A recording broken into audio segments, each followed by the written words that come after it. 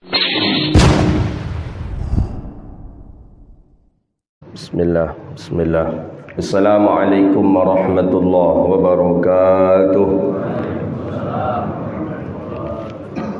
Alhamdulillahilladzi nahmaduhu wa nasta'inuhu wa nastaghfiruh wa na'udzu billahi min shururi anfusina wa min sayyiati a'malina.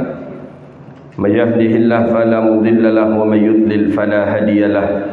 Asyhadu an la ilaha illallah wahdahu la syarika lah wa asyhadu anna sayyidana wa nabiyyana Muhammadan abduhu wa rasuluh wa safiyyuhu min khalqihi wa habibuh ballagha ar-risalata wa adda al-amanata wa nasaha al-ummah wa kashafa Allahu bihi al-ghummah wa jahidun fi sabilillahi hatta atahu al-yaqin. Salawatu rabbi wa salamuhu alayka ya sayyidi ya Rasulullah.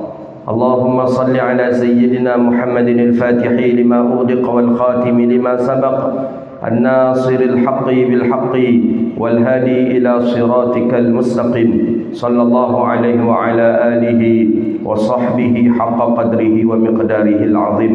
اللهم بك أصبحنا وبك نحيا وبك نموت وإليك النشور. أصبحنا على فطرة الإسلام وعلى كلمة الإخلاص وعلى دين نبينا محمد صلى الله عليه وسلم. رضينا بالله ربا وبالإسلام دينا وبمحمد صلى الله عليه وسلم نبيا ورسولا. أما بعد.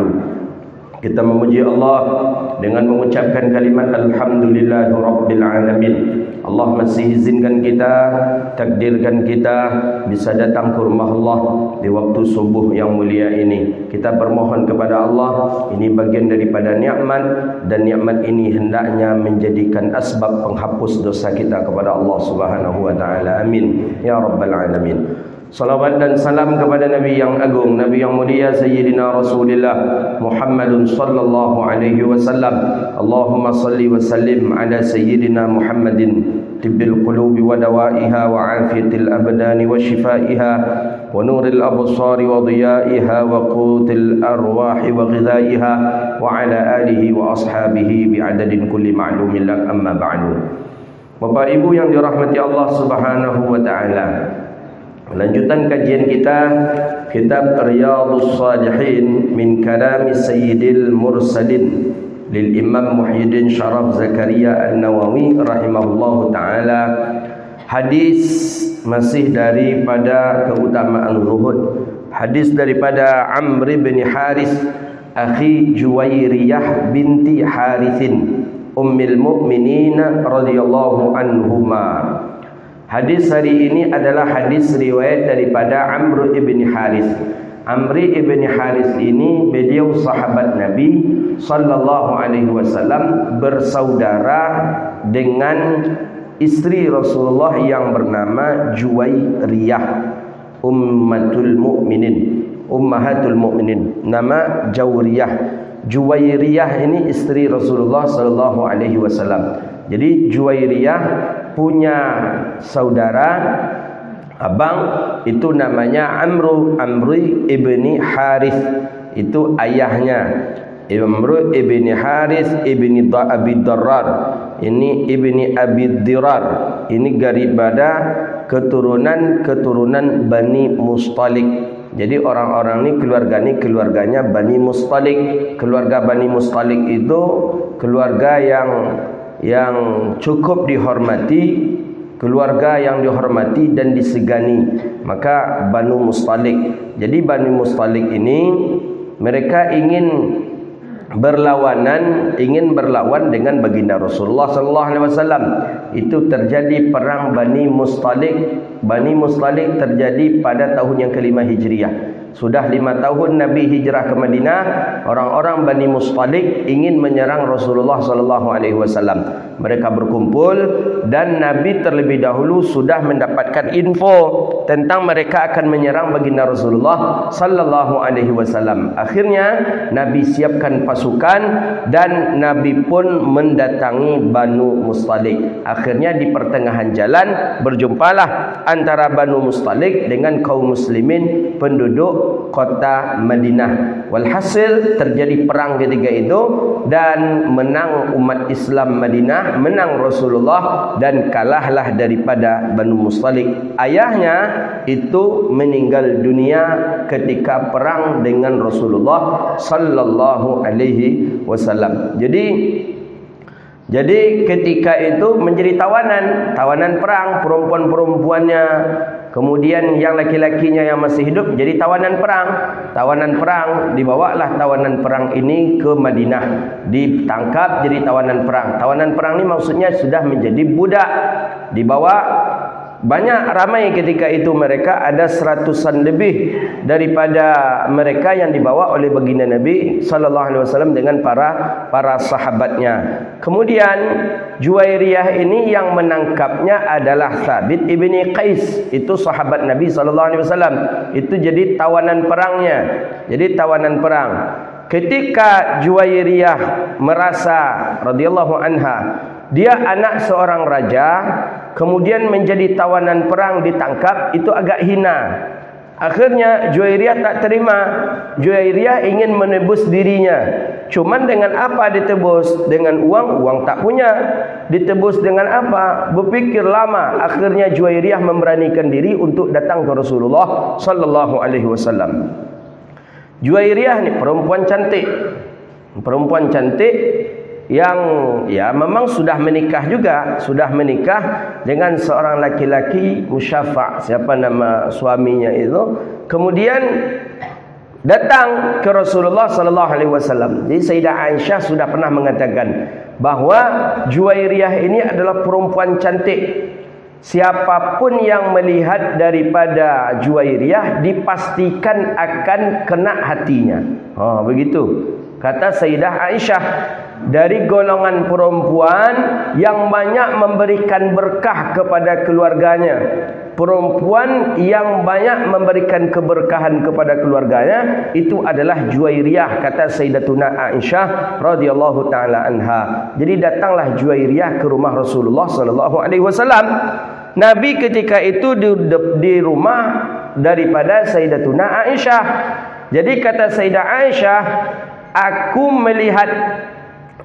melihat Juwairiyah berdiri di depan rumahku, kata Sayyidah Aisyah. Itu perkara yang maksudnya yang paling aku tak senangi.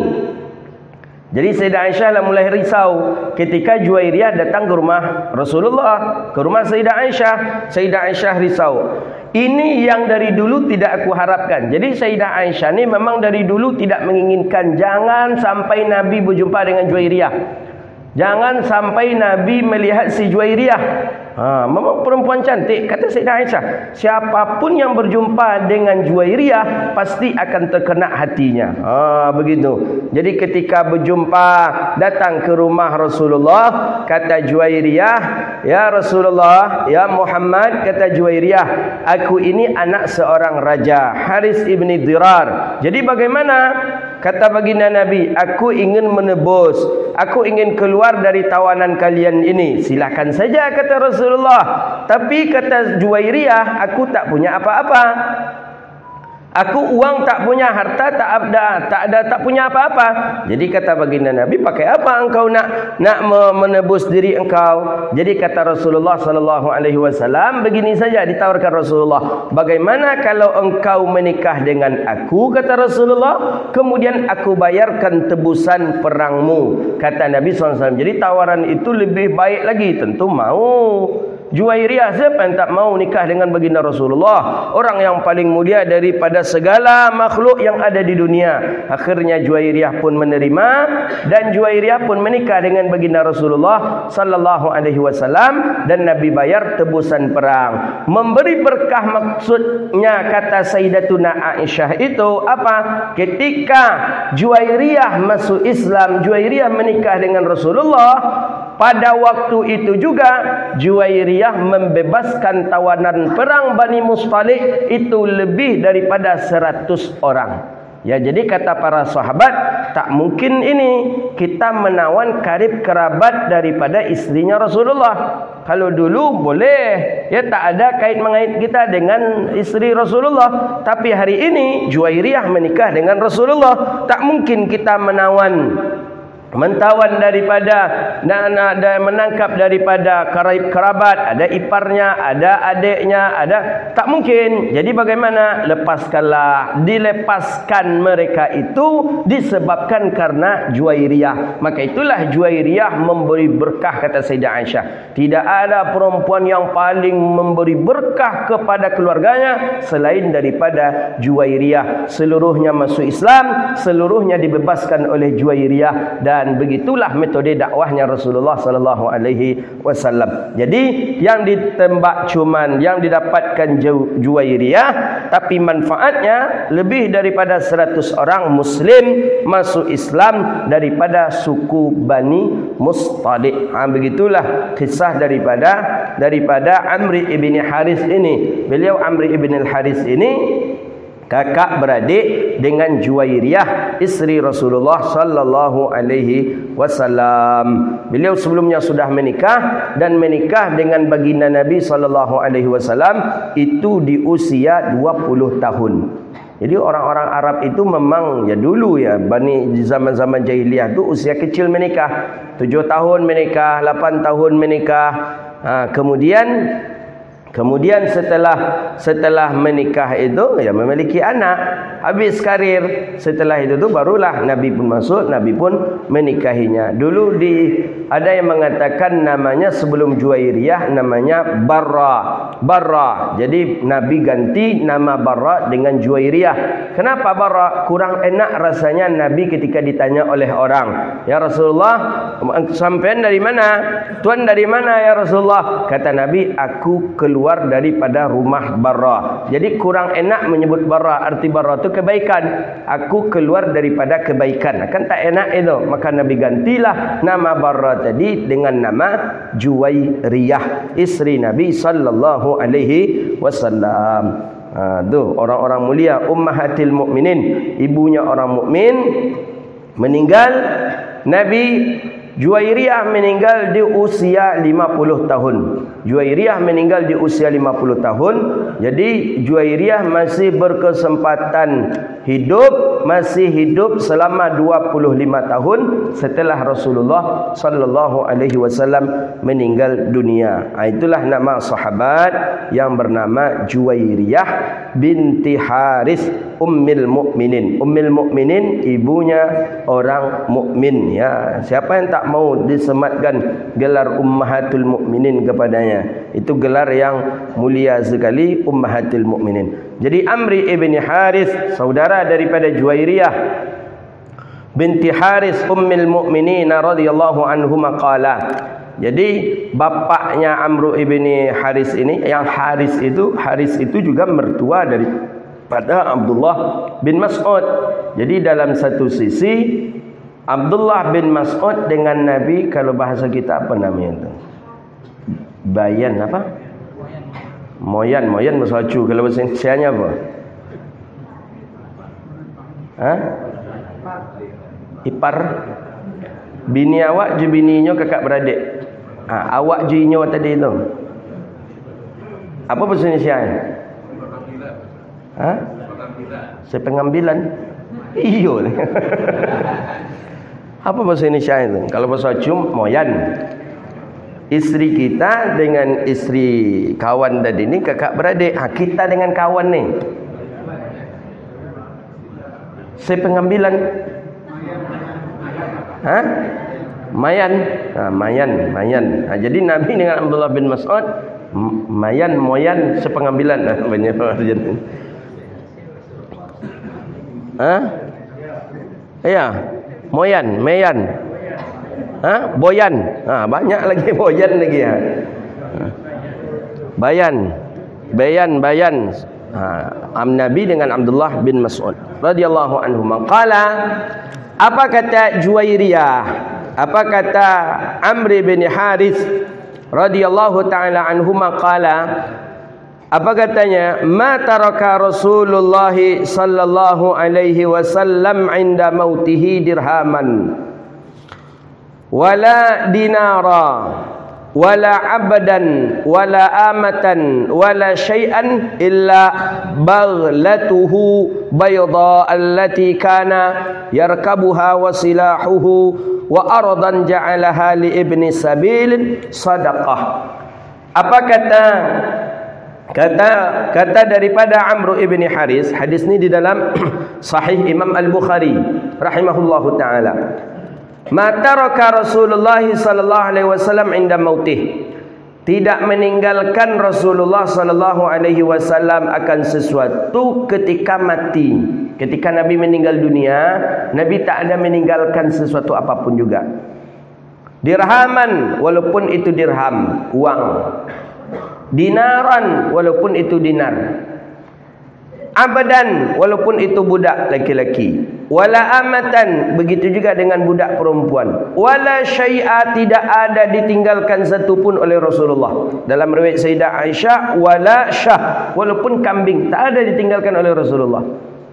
Hidup ketika waktu di dunia masih ada uang, hamba, budak. Tapi ketika Nabi meninggal dunia itu sudah tak ada lagi. Dalam arti kata, sebelum Rasulullah meninggal dunia, itu sudah disedekahkan oleh baginda Nabi sallallahu alaihi wasallam. Sudah dihabiskan oleh baginda Rasulullah sallallahu alaihi wasallam. Yang Nabi punya apa? Illa baghlatuhul bayda, kecuali yang tinggal lagi adalah daripada himar keledai bayda yang putih, allati kana yarkabuha, yang selalu Nabi sallallahu alaihi wasallam kendarakan. Jadi Nabi punya keledai itu putih. Keledai itulah yang sering dipakai oleh Rasulullah sallallahu alaihi wasallam ke mana saja Nabi pergi. Bayda itu kalau daripada himar, keledai yang putih ni itu sekitar di Madinah saja itu sering Nabi pakai itu.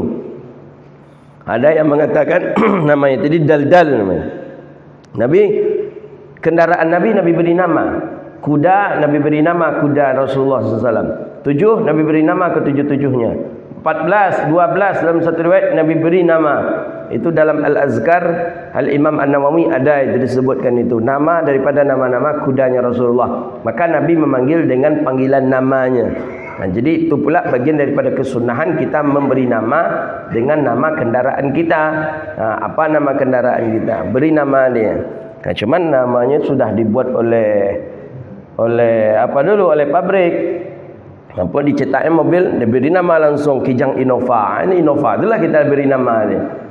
Boleh dengan ganti dengan nama yang lain tak apa-apa. Siapa kita kasih nama? Ya asal jangan nama orang jadilah itu. Nanti tersinggung pula orang kan. Wala syai'a illa balaghatuhul bayda allati kana yarkabuha wasilahuhu. Kemudian Nabi cuma meninggalkan keledai putih yang selalu Nabi kendarakan. Kemudian Nabi cuma meninggalkan pedang. Silah tu pedang. Nabi cuma meninggalkan pedang. Kemudian Nabi meninggalkan tanah sedikit, dan tanah itu untuk Ibnu Sabil. Lah disedekahkan pula oleh Nabi tanah itu untuk Ibnu Sabil. Ibnu Sabil ni orang yang lewat. Orang yang lewat ketika dia istirahat itu boleh istirahat di tanah itu. Tanah itu sudah disediakan oleh baginda Rasulullah sallallahu alaihi wasallam. Maka disebutlah ardh li ibni sabil sadaqah. Tanah sudah disediakan untuk Ibnu Sabil. Cuman 3 itu saja yang ditinggalkan Rasulullah.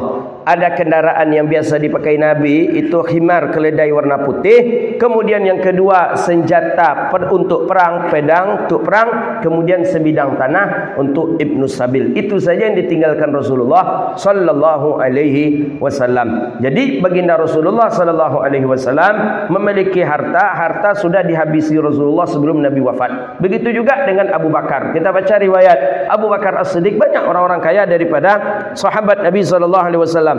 Abu Bakar As-Siddiq, Abdurrahman bin Auf, Sayyidina Utsman bin Affan, Ali bin Abi Talib pun seperti itu. Sebelum ia meninggal dunia, Harta tadi sudah selesai dan sudah habis, ia infakkan dan ia wakafkan. Itu sebenarnya perkara yang mulia sekali. Sehingga ketika kita meninggal dunia, kita tidak lagi menjadi buah bibir anak cucu kita, tak menjadi perdebatan dan pertikaian, dan bahkan sampai mereka bergaduh, putus silaturahmi disebabkan karena kita meninggalkan harta ketika kita meninggal dunia. Maka boleh bagi saja harta ketika kita hidup, bagi langsung dengan mereka.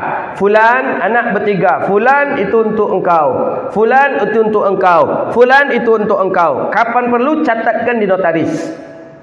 Tapi dibuatkan, kalau kita masih menginginkan kita menikmati harta itu, sampaikan kepada anak-anak, abah, papa masih menginginkan harta ini dengan mama. Nanti setelah kami meninggal dunia nanti, silakanlah kalian ambil ini, ambil ini, ambil ini. Sudah kita peruntukkan. Oh, kalau kalian mau, ya nanti kami saja yang mengasihi kalian, tapi tidak langsung kita pindahkan kepemilikan. Boleh, yang namanya kita subsidilah anak kita. Ada anak satu bertiga, dari yang tiga itu ada satu yang kehidupannya pas-pasan, nah kita subsidi. Belum kita berikan yang ini. Selebih daripada harta ini, ini sudah abah, sudah papa infakkan, wakafkan ke sana, ke sana, ke sana, ke sana. Jadi ketika kita meninggal dunia, yang milik kita ini dah habis dah diwakafkan, dah disedekahkan. Tinggallah untuk anak-anak kita yang sudah kita bagi. Itu maksud dalam ayat wal yakhshal ladzina law taraku min khalfihim dzurriyyatan dhi'afa. Itu dia. Tak boleh pula meninggalkan keturunan yang lemah ekonomi, lemah iman. Tak boleh. Ekonomi mereka mesti kita cukupkan. Maka kan Nabi mengatakan, aku, kata Rasulullah, tidak pula menginginkan kalian meninggalkan keturunan kalian dalam keadaan miskin. Nabi mengatakan, makanya jangan mereka miskin kita tinggalkan harta untuk mereka. Ini. Tapi yang untuk kita harus ada. Begitu maksudnya. Jangan belum kita bagi, kita sudah meninggal dunia. Walhasil mereka bergaduh gara-gara kita, mereka berkelahi gara-gara kita. Dan itu tidak sedikit yang kita lihat di keliling kita. Mak dulu tak membagi. Jadi kata adik yang paling kecil, itu ruko tu untuk saya. Kemudian kata abang yang paling besar, rumah petak tu untuk saya. Yang di tengah-tengah tak dapat. Kenapa? Karena di tengah-tengah ni sibuk di perantauan sana mencari nafkah, balik tak ada, tak dapat lagi. Ruko dah punya adik paling kecil, rumah petak untuk abang yang paling besar, dia balik tak ada dapat apa-apa. Berkelahi, pasti berkelahi. Jadi kata abang yang paling besar, rumah petak tu memang saya dari dulu dipercayakan mak untuk mengambil katanya uang bulanannya, uang tahunannya. Kata adik yang kecil, saya juga dipercaya oleh mak dulu menjaga daripada ruko ini. Kata yang anak di pertengahan, jadi saya dapat apa? Ya kau kan sibuk di perantauan, kau tak dapat apa-apa. Itu yang tidak adil itu. Jadi walaupun dia di perantauan, walaupun dia di mana saja, dia berhak. Dia anak daripada mak kita, dia berhak sebagaimana hak kita, dia juga mendapatkan hak yang sama. Walaupun mak dengan kita, walaupun kadang kita menjaga orang tua kita, tapi untuk hak mesti harus dia juga mendapatkannya. Begitu dia. Cuman hari ini ndak, orang tua meninggal dunia, banyak ditinggalkan kebun sawit, ditinggalkan 10 ruko, ditinggalkan pula 10 rumah petak. Mak atau ayah meninggal dunia. Apalagi kata adik yang paling kecil, itu seluruhnya sudah diamanahkan mak untuk saya, karena saya menjaga mak selama ini. Kalian kemana? Kata abang, itu saya, karena saya yang mengambil upah panennya selama ini. Kata abang yang paling besar. Akhirnya bergaduh, putus hubungan silaturahmi. Maka dari sekarang, kalau harta kita banyak, peruntukkan, dudukkan, sehingga ketika kita meninggal dunia tidak menjadi pergaduhan. Begitu dia. Jadi Nabi SAW, Nabi punya dirham, Nabi punya dinar, Nabi punya budak, Nabi punya kambing, tapi ketika Nabi meninggal dunia, itu sudah tidak ada lagi. Sayyidina Abu Bakar As-Siddiq, berapa naknya kayanya Abu Bakar As-Siddiq? Abdurrahman bin Auf, Sayyidina Utsman bin Affan, siapa lagi para sahabat Nabi ketika meninggal dunia tidak ada lagi harta yang ia miliki. Sebenarnya memang bagus seperti itu. Kita dia pun tak dia alun jual mansuan sulek kan. Masih hidup rasa lama je lah. Hidup masih lama juga kita, makanya kita tidak memberikan yang seperti itu. Padahal nanti ujung-ujung nanti habis harta ini. Harta habis tak jelas, sedangkan berinfak pun kita belum. Maka oleh karena itu, ni bagi yang memiliki harta, coba bagi harta kita. Ya kalau mungkin kita masih menikmati, silakan saja sampaikan. Cuman jelas untuk peruntukannya. Begitu. Jadi Nabi SAW, wala dinara wala dirhama wala abdan wala ummatan wala syai'a illa balagatahul bayda allati kana yarkabuha wassilahuhu wa ardan ja'ala al-ardi. 3 saja dia. Hewan daripada baginda Nabi SAW yang namanya bayda, daripada tunggangan Nabi, kendaraan, kemudian pedang, kemudian tanah untuk ibnus sabil. Hadis berikutnya an Khabbab ibn al-Arat radhiyallahu anhu qala. Ini sahabat Nabi yang lain lagi, namanya Khabbab. Khabbab ini seorang panglima juga ini. Khabbab yang kemarin tu Habib apa yang petinju itu? Habib. Ini Khabbab ibn al-Arat radhiyallahu anhu qala. Khabbab ini, beliau ini awalnya seorang budak tapi ahlul Quran. Dia pandai besi. Jadi dia pandai besi, Allahu Akbar. Dia asli penduduk kota Mekah. Pokoknya 20 orang yang masuk Islam awal-awal di kota Mekah. Baru sebelum 20 orang itu masuk Islam, kali yang ke-6, orang yang ke-6 masuk Islam, itulah dia Khabbab ibni Arat ini masuk Islam di kota Mekah. Jadi masuk Islam pertama Abu Bakar, kemudian Sayyidatuna Khadijah, kemudian fulan. Yang ke-6 ada Khabbab. Khabbab masuk Islam, padahal beliau seorang budak tapi pandai besi. Pandai besi maksudnya membuat pedang. Jadi dibuat, yang membuat pedangnya orang kafir Quraisy itu Khabbab. Membuat baju besi orang kafir Quraisy itu Khabbab. Bayangkan Khabbab ini punya majikan kurang ajar betul. Setelah Khabbab masuk Islam, majikannya, bayangkan, Allahu Akbar. Ketika Khabbab masuk Islam, terdengar oleh majikannya. Ketika Khabbab masuk Islam, terdengar oleh majikan, dan majikan panaskan daripada baju besi yang dibuat oleh Khabbab tadi. Dipanaskan dengan bara api, sangat panas sekali. Dipakaikanlah ke badan daripada Khabbab. Berapa hendaknya siksaan itu. Maka Nabi selalu baca doa, Allahumma ansurna Khabbab, Allahumma ansurna Khabbab, Allahumma ansurna Khabbab. Ya Allah, tolonglah Khabbab, ya Allah, bantulah Khabbab, ya Allah, bantulah Khabbab, ya Allah. Pernah suatu ketika sudah dipasangkan baju besi, warna besinya masih merah. Bayangkan dipanaskan dengan api, baju besi tadi dipakaikan ke badan Khabbab. Bayangkan itu, masih panas. Akhirnya tak berdaya terjatuh. Diseret Khabbab itu, dan memang bara api untuk membakar api tadi berserakan. Di atas itulah diseret Khabbab. Nabi tak bisa membantu, Nabi tak bisa menolong. Baru 6 orang Muslim ketika itu. Tapi dia tahu majikannya kalau Khabbab ini masuk Islam. Akhirnya, itu pentingnya orang kaya daripada saudara kita. Nabi sampaikan kepada Sayyidina Abu Bakar As-Siddiq. Akhirnya Abu Bakar pun membeli Khabbab ini. Akhirnya setelah dibeli Khabbab diberi pekerjaan untuk membuat pedang, kemudian buat baju besi, dan itu untuk kaum muslimin. Yang surangsur sedikit, dan akhirnya Khabbab memang orang yang pandai besi, dan Khabbab pun pandai dengan Al-Quran. Jadi Khabbab ini setiap duduk dengan Rasulullah turun wahyu, turun Quran, turun wahyu. Akhirnya dihafal dan dia faham tentang Al-Quran. Maka Abu Bakar As-Siddiq, Sayyidina Umar ibn al-Khattab punya adik namanya Fatimah kalau tak salah. Fatimah ni yang mengajar Qurannya adalah Khabbab. Jadi kan itu asbab daripada Islamnya Umar ibn al-Khattab dalam satu kisah riwayat itu karena itu. Jadi datanglah Umar ibn al-Khattab ke rumah adiknya Fatimah. Jadi datang Umar ibn al-Khattab ke rumah adiknya. Adiknya ni sedang membaca Quran bersama suaminya, yang mengajar Qurannya adalah Khabbab. Bagus sekali wahyu tadi. Kemudian datanglah Umar ibn al-Khattab. Umar ibn al-Khattab datang, marah Umar. Kata Umar, "Kalian belajar apa?" Dijawablah oleh adik Sayyidina Umar, "Kami belajar Al-Quran." Itu kalam siapa itu? Kata adik Sayyidina Umar, "Hadza kalamullah."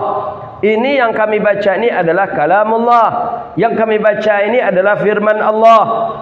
Allah itu adalah Tuhan yang kami sembah. Marah Umar ibn al-Khattab. Umar tampar adiknya, adik perempuannya tadi. Umar tendang daripada suaminya, dan begitu juga dengan Khabbab.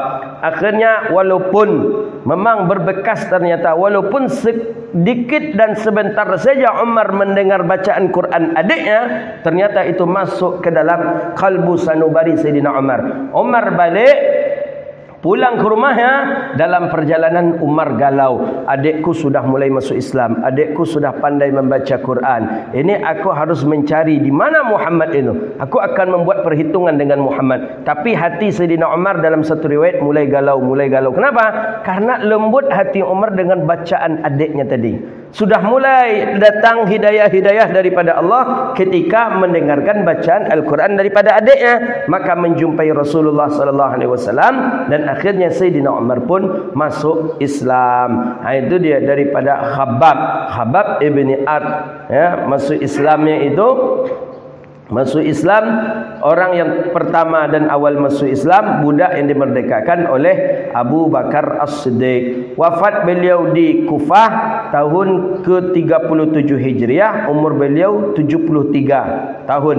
Yang salat jenazah beliau itu adalah Sayyidina Ali bin Abi Talib.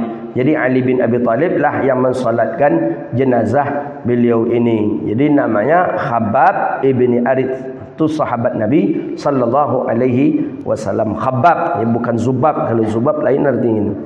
Kalau Zubab langau artinya. Tapi kalau Khabbab bagus.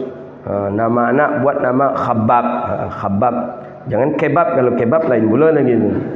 Khabbab, ya, Khabbab ibni Ard.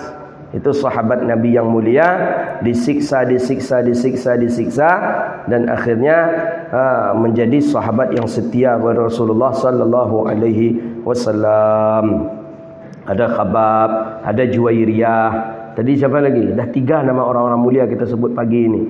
Pertama tadi siapa? Amru ibn Harith.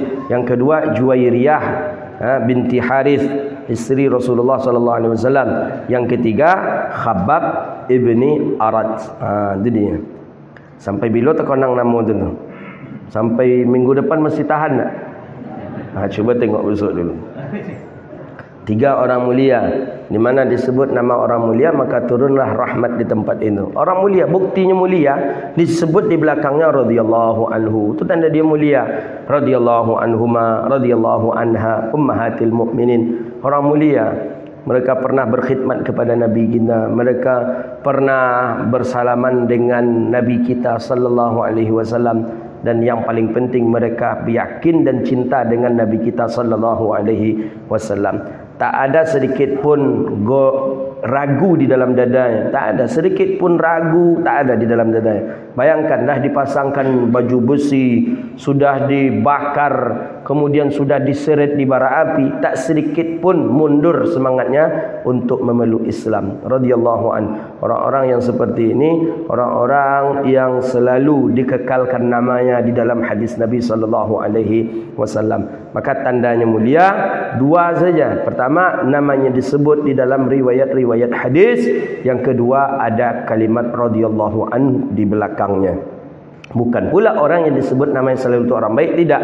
Ada juga yang untuk ibrah, pelajaran, ya, seperti Abu Jahal, Abu Lahab, Fir'aun, Qarun, Namrud. Itu Bukan karena dia mulia, tapi karena lil ibrah, untuk mengambil ibrah pelajaran bagi orang-orang yang setelahnya. Jadi jangan nanti kalau kita ingin ingin terkenal, buat aja perangai buruk-buruk terkenal kita. Iya terkenal, tapi bukan terkenal yang elok, terkenal yang buruk kita jadinya. Qala, apa kata Khabbab ibni Arits? Hajarna ma'a Rasulillah sallallahu alaihi wasallam.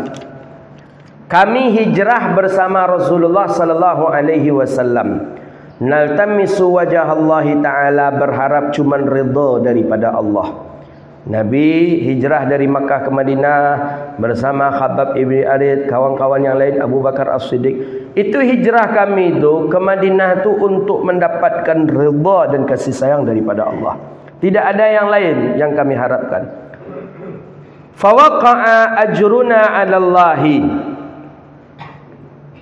Ada sebagian kami yang memang mendapatkan pahala daripada Allah. Maksudnya mendapatkan pahala daripada Allah, sudah berangkat hijrah pun sampai, menikmati pula lagi di tempat itu di Madinah. Faminna man mata lam yakul min ajri syai'. Ada yang sudah meninggal dunia tapi belum menikmati. Baru sampai di Madinah baru dah terjadi pula perang. Meninggal dunia belum sempat menikmati lagi. Siapa di antaranya? Di antaranya adalah Mus'ab ibni Umair. Mus'ab ibni Umair, pemuda yang tampan yang meninggal pertama kali di perang Uhud.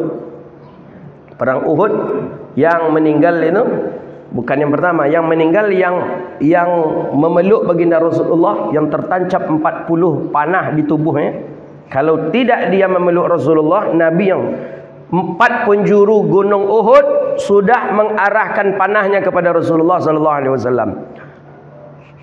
Mus'ab ibni Umair nampak betul baginda Rasulullah sallallahu alaihi wasallam. Akhirnya Nabi dipeluk begitu, akhirnya dialah yang meninggal dunia. Bayangkan bahagia gembira apa hendaknya sahabat Nabi yang seperti itu. Jiwanya, nyawanya dia taruhkan untuk baginda Nabi sallallahu alaihi wasallam. Jadi Mus'ab ibni Umair ni, kata Khabbab, beliau ikut hijrah dengan kami tapi beliau belum menikmati.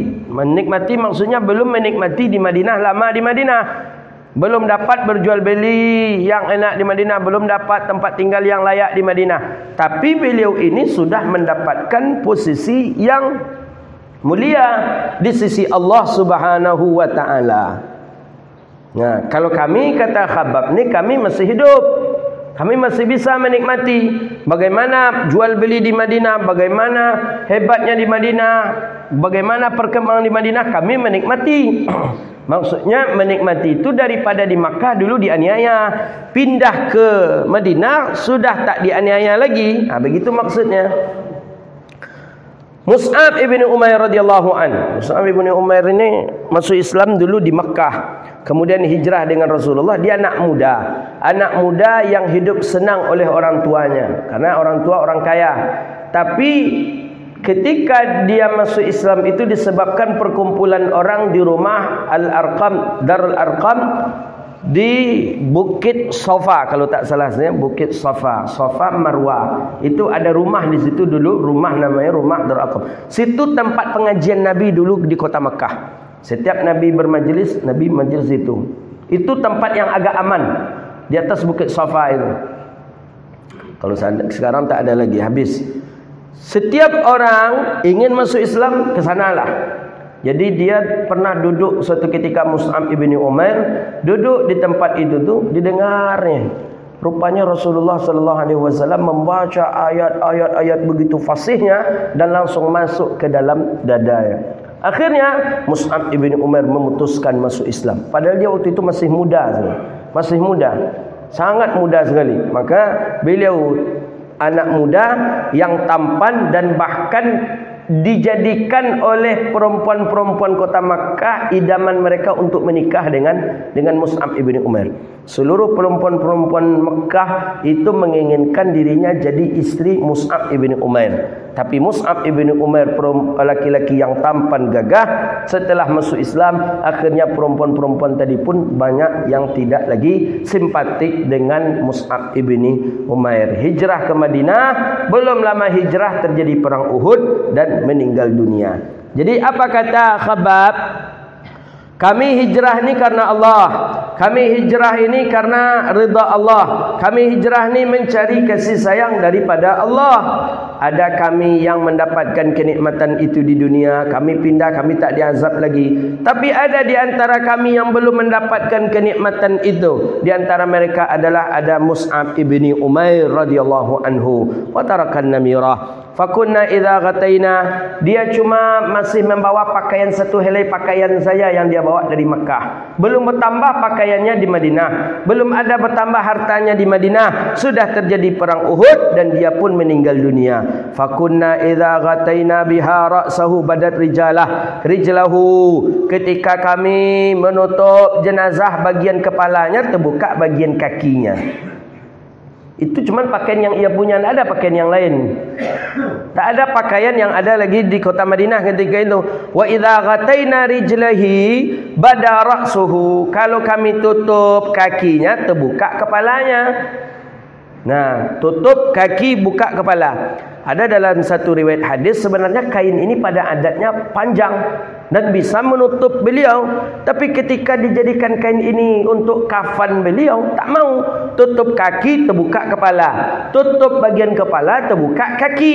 Mengadulah sahabat kepada Rasulullah sallallahu alaihi wasallam. Sahabat datang kepada Nabi, sahabat mengadu kepada Nabi, bagaimana caranya ini ya Rasulullah? Apakah sahabat ni kita kubur seperti ini saja ya Rasulullah? Kata Nabi, anna ghutta ra'sahu wa naj'ala ala rijlihi syai'an min izkhiri. Bahawa Nabi perintahkan, tutup sajalah bagian kepalanya, kaki tadi tutuplah dengan rumput-rumput yang ada. Jadi ada rumput-rumput di kota Madinah tadi diambilkan, ini di syuhada di Jabal Uhud ini.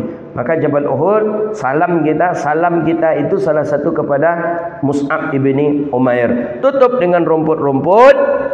Wa minna man ayyana'at lahu samratuhu fahuwa yahdi buha. Jadi Nabi perintahkan kita untuk untuk menutup dengan rumput-rumput. Jadi maksud daripada hadis ini itu apa? Bahwa karena tidak ada lagi pakaian yang bisa untuk menutup. Jadi bahwa para sahabat Nabi pun hidup dalam keadaan zuhud, dia tidak memiliki banyak pakaian. Kalau mereka memiliki banyak pakaian, pasti sudah mereka akan ditutup dengan pakaian-pakaian mereka. Makanya para sahabat Rasulullah sallallahu alaihi wasallam paling banyak memiliki pakaian mungkin 2 dan 3 saja. Bayangkan kalau kita pakaikan ke diri kita. Diri kita berapa pakaian kita? Untuk selendang saja berapa? Untuk kain sarung 1 lemari. Untuk sal selendang 1 lemari. Nanti untuk jubah gamis 1 lemari.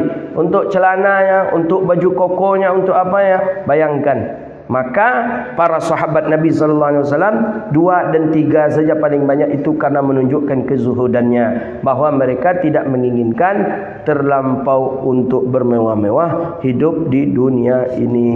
Termasuk dengan baginda Rasulullah SAW, baju sudah banyak diberikan kepada orang-orang, sudah banyak dihadiahkan kepada kaum muslimin baju daripada bajunya Rasulullah sallallahu alaihi wasallam. Ai yatfi'aha isti'arah. Ini lanjutan daripada hadis, insyaallah hadis berikut tentang hadis Sa'al daripada Sahal ibn Sa'ad As-Sa'idi. Jadi itu dia. Makanya ada dalam kitab Irsyadul Ibad, ketika Muhammad bin Wasi' dengan satu lagi siapa itu Muhammad bin Wasi', ketika ditanya di antara 2 ulama yang saleh ini, di antara 2 orang yang hebat ini, siapa nanti yang akan masuk surga? Jadi dikatakan bahawa di situ tu, yang satunya saya lupa namanya, Muhammad bin Wasi', yang satunya lagi lupa, katanya si fulan terlebih dahulu masuk surga dibandingkan Muhammad bin Wasi'. Kenapa? Karena Muhammad bin Wasi' punya 2 jubah, sedangkan si fulan ini cuma punya 1 jubah saja. Bayangkan, disebabkan karena bilangan jubah pakaian saja, bisa lebih dahulu teman kita masuk surga dibandingkan kita.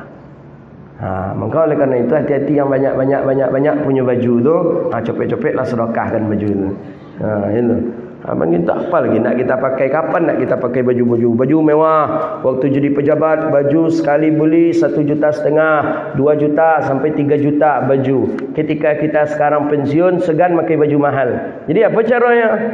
Berikan ke orang, sedekahkan ke orang. Anak biarlah kita warisi saja nanti untuk anak cucu kita. Lu anak cucu tu kadang baju tu lagi kita monciin. Dah habis baju kita kata ni. Maka supaya jangan menjadi beban di kita, nanti di akhirat banyak-banyak sedekahkan ke orang.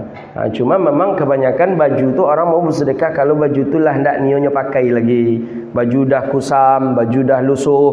Padahal jelas itu. Ya, disebutkan dalam ayat itu kan lan tanalul birra hatta tunfiqun mimma tuhibbun. Ya, memang baju yang masih kita sayangi, itu kalau bisa kita berikan kepada orang-orang. Jadi ada jubah kita berikan kepada orang. Tapi meminta juga tak dibolehkan. Jangan diminta. Saya pernah ceramah itu, nampak mungkin selendang saya bagus oleh orang. Ada aja jemaah itu yang berani langsung, Ustaz, ada di dalam ayat lan tanalul birra hatta tunfiqun mimma tuhibbun. Ya, kenapa kata saya? Ya, kalau saya boleh saya berminat dengan selendang Ustaz, kata dia. Awak selendang awak tu orang pula yang magihnya. Itu pula dalil saya ini hadiah pula dari orang. Kalau orang tadi berniat dia untuk saya, kalau saya kasihkan ke awak berarti tak sampai niat orang tu, kata saya. Itu pula dalil saya. Jadi meminta itu tak boleh. Meminta sesuatu tak boleh. Kalau dikasih alhamdulillah terima gitu. Tapi meminta daripada yang dipakai oleh orang itu tak boleh. Jadi bahkan ada sebagian mengatakan haram. Kenapa? Bisa dia kasih kita tapi karena sudah malu. Malu ni. Nampak umpama punya orang tadi kau hancak gue, hancak. Dah sampai tahap itu aja kita puji dia. Hancak cincin nampaknya. Dah sampai situ aja. Beko baru ni Ustaz katanya. Itu kan lain itu. Tapi kalau minta mu cincin itulah katanya. Dia beri cincin itu tapi sudah pemberian daripada diawali dengan rasa malu. Itu yang tidak dibolehkan. Nabi SAW, baju Nabi SAW tak ada lagi kecuali cuma jubah Nabi saja yang tinggal ketika Nabi meninggal dunia. Habis dibagi oleh Rasulullah. Bahkan bukan itu saja, cincin Nabi pun dibagi oleh baginda Rasulullah SAW. Dibagi, sorban Nabi pun dibagi. Dan memang tak banyak tinggal lagi ketika Nabi meninggal dunia. Yang takutnya kita, ahli waris kita ni takutnya kita. Kalau ahli waris yang faham dengan agama, yang mau mengaji ketika kita meninggal dunia, dia mudah membagikan ke orang nanti. Ni jubah ayah saya tolong pakai ya Pak. Ini Pak peci ayah saya pakai ya Pak. Kalau tak ada keturunannya yang akan memakainya. Tapi kalau ada, ya bagus juga keturunan tadi untuk melanjutkan memakainya sehingga selalu mengalir pahala-pahala itu. Saya punya ridak selendang warna kuning emas-emas itu yang punya ya. 3 saya punya selendang, syal, ridak, selendang yang apa ini juga ada, yang besar juga ada, yang kayak ini setiga. Itu yang punya itu kakek daripada ayah saya. Kakek ayah saya sampai sekarang masih bagus. Itu kakek ayah saya itu ke Makkahnya awal pertama. Setelah itu orang naik pesawat lagi. Jadi beliau yang terakhir naik kapal yang 3 bulan itu, beliau terakhir. Tahun berapa itu? Pokoknya setelah itu naik pesawat orang lagi. Beliau lah yang terakhir yang naik kapal itu. Kakek saya itu Syekh Abdul Manaf bin Syekh Muhammad Zain Al-Fadani. Jadi masih ada sampai sekarang. Bagus itu. Itu saya jaga betul itu. Jadi tahun kakek daripada ayah saya, kami tak ada jumpa, sudah meninggal dunia. Kakek daripada ayah saya, ada 3 syalnya itu masih bagus-bagus ya, masih bagus, untung dijaga dan dirawat. Itu kalau seperti itu masih bisa kita memakainya dan pahalanya mengalir. Tapi kalau ada yang tak faham, kadang ada yang tak fahamnya dijadikan alas kompor. Padahal syal tu ulama punya, jauh belinya di Makkah, dijadikan penutup tudung nasi. Kan tidak ada itu. Jadi dulu ada satu lagi syal itu tu. Jadi dipegang oleh tante saya. Ya memang bukannya orang yang, ya bukan orang alim lah. Kalau tidak ada alim dari kalangan mereka. Jadi itu tuh mereka yang nyimpan di lemari mereka. Jadi dianggapnya itu adalah alas meja biasa saja. Dijadikannya alas meja. Jadikan alas meja, di atasnya letaklah makanan itu. Setelah itu tudung. Kata saya sampaikanlah, ini bukan apa ini, bukan alas meja, ini syal nih, ridak nih, selendang nih, kata saya. Tak tahu dia diambil dari apa, kata dia, dari lemari kakek, kata dia. Itulah saya tengok rupanya masih ada yang bagus-bagus. Kita selamatkanlah cepat. Itu dia. Jadi Selagi masih bisa kita bersedekah dengan pakaiannya kah, dengan harta kah, dengan apapun, berikan itu kepada orang-orang yang membutuhkannya. Hadza wabillahi at-taufiq. Rabbana atina fid dunya hasanah wa fil akhirati hasanah wa qina adzabannar. Allahumma faqihna fid din wa 'allimna ta'wil wahdina ila siratikal mustaqim. Rabbana innana amanna faghfir lana dhunubana wa kaffir 'anna sayyi'atina wa tawaffana ma'al abrar. Allahumma 'izzil islam wal muslimin. Allahumma ansuril muslimin fi kulli makan ya rabbal alamin. اللهم بارك لنا في أولادنا وذريتنا واحفظهم ولا تضرهم وفقهم لطاعتك وارزقنا برهم برحمتك يا أرحم الراحمين ربنا آتنا في الدنيا حسنة وفي الآخرة حسنة وقنا عذاب النار وصلى الله على سيدنا ومولانا محمد وعلى آله وصحبه أجمعين سبحانك اللهم وبحمدك أشهد أن لا إله إلا أنت أستغفرك وأتوب إليه والحمد لله رب العالمين. Mohon maaf. Wassalamualaikum warahmatullahi wabarakatuh.